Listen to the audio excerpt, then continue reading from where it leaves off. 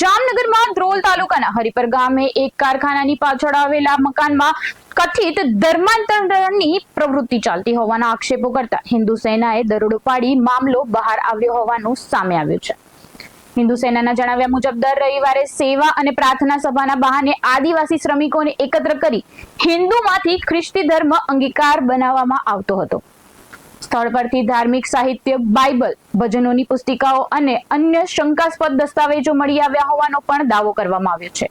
ઘટનાની જાણ થતાં જ ગ્રામ પંચાયતના સરપંચને કરાવવામાં આવી હતી અને હિન્દુ સેનાએ આ પ્રકારની પ્રવૃત્તિ તાત્કાલિક બંધ કરવા સાથે કાયદાકીય કાર્યવાહી કરવાની ચેતવણી પણ ઉચ્ચારી છે। જય શ્રી રામ। પ્રતિક ભટ્ટ, હિન્દુ સેના ગુજરાત અધ્યક્ષ। આજરોજ જામનગર જિલ્લાના ધ્રોલ તાલુકાના હરિપર ગામે ક્રિશ્ચન મિશનરી દ્વારા મોટે પાયે ધર્માંતરણની પ્રવૃત્તિ ચાલતી હોય એવા સમાચાર હિન્દુ સેનાની ટીમને મળેલા હતા।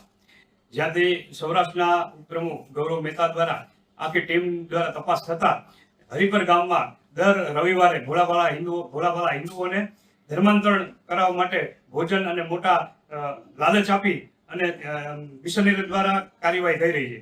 જે તપાસ થતા ઘણું બધું સાહિત્ય અને હિન્દુઓને ક્રિશ્ચન બનાવવા માટેનું પણ સાહિત્ય ત્યાં મળી આવેલ। તમામ ઘટના સામે આવતા પોલીસને પણ જાણ કરેલ અને વધુમાં સરપંચને પણ જાણ કરેલ છે।